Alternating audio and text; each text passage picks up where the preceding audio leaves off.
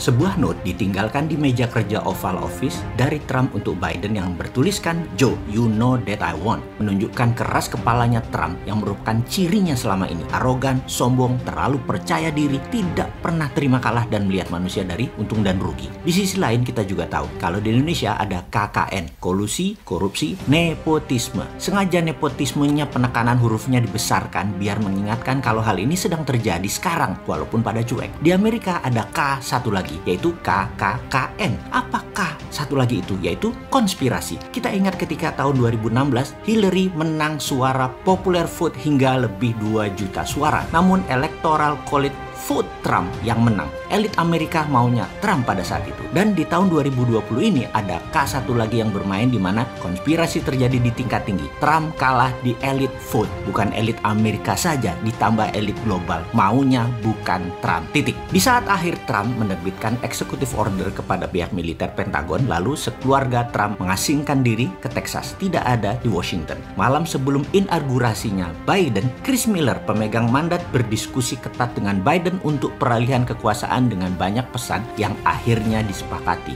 Maka dilantiklah Biden dengan damai. Ada beberapa persyaratan militer dengan super semar Insurrection Act-nya sebagai bahan negosiasi yang disetujui, yaitu anggaran militer 4 tahun ke depan $3 triliun atau 3.000 billion dolar. Tetap perang dengan Tiongkok dalam superpower competition. Trump tidak ada tuntutan hukum dan pengembalian semua bisnis Trump yang dijegal banyak pemerintah daerah. Semua akhirnya ketemu komprominya dan tidak ada dar-der-dor. Lalu kita tahu Partai Demokrat yang pro-aborsi, pro-LGBT, pro-transgender, pro-imigran membongkar semua proteksi Trump yang anti-imigrasi, anti-minoritas nakal, anti-Tiongkok, anti-LGBT, dan sangat white supremacy menjadi multicolor. Sekarang Amerika kembali ke masa bebas, sangat berwarna, seperti masa hippies, hang loose, semua ini seru memang bernegara mereka itu. Amerika punya 2 sistem gaya pemerintahan namun tetap satu tujuan, world domination. Demokrat lebih mirip sosialis, Republikan mirip kapitalis, namun tetap liberal. Sosialisnya bebas liberal, kapitalisnya liberal. Lambang patungnya saja sudah liberty.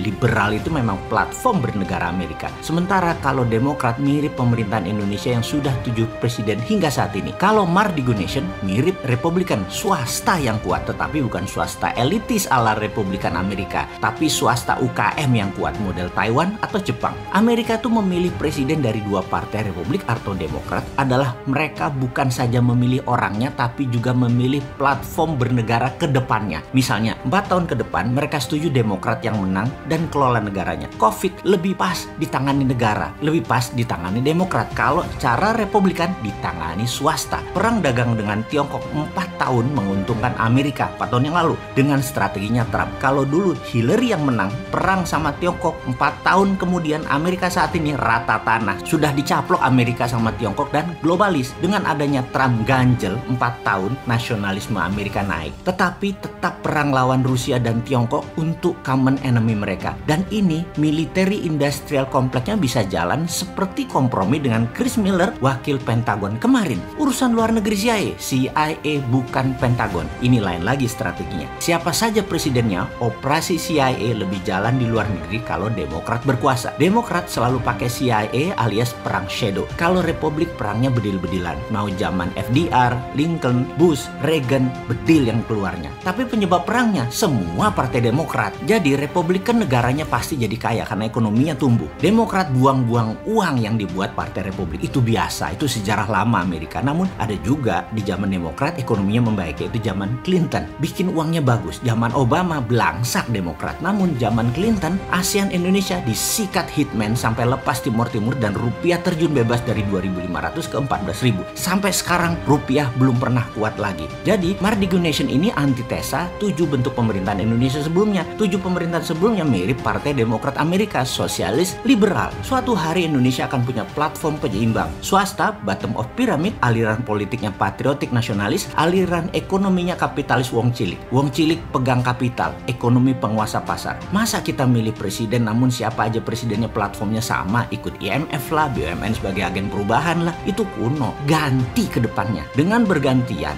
punya dua platform berbeda gaya, namun tetap satu tujuan. Indonesia World Champion. Indonesia setiap 5 atau 10 tahun sekali pasti menjadi negara pemenang karena masyarakat ke depan tahu mana yang dibutuhkan untuk hajat hidup bangsa dan negara ke depannya. Misalnya, suatu masa rakyat merasa lagi perlu banyak bantuan pemerintah seperti kesehatan, subsidi, sekolah murah, pangan, semua pemerintah siapkan. Rakyat hanya maunya diam-diam baik. Maka pilih seperti Presiden 7 yang kemarin selama ini. Pilih yang sosialis elitis seperti 7 presiden kemarin. Kalau ingin banyak kerja, pengangguran nol, swasta banyak duit, UKM banyak duit, swasta banyak proyek, pembangunan, pasar semua swasta, negara hanya jadi pengatur, wasit dan regulator, cuma ngurusi luar negeri, mempermudah swasta, bandar pemerintahan tinggal 50% dari yang lalu-lalu, kementerian tidak 40, mungkin hanya 17, pasar BUMN yang 5.000 triliun rupiah dibagi buat rakyat 250 juta, bukan hanya buat 250.000 pegawai BUMN dan terutama direksi BUMN. Pilih platform pengelola negaranya seperti Mardigu Nation ala Republikan,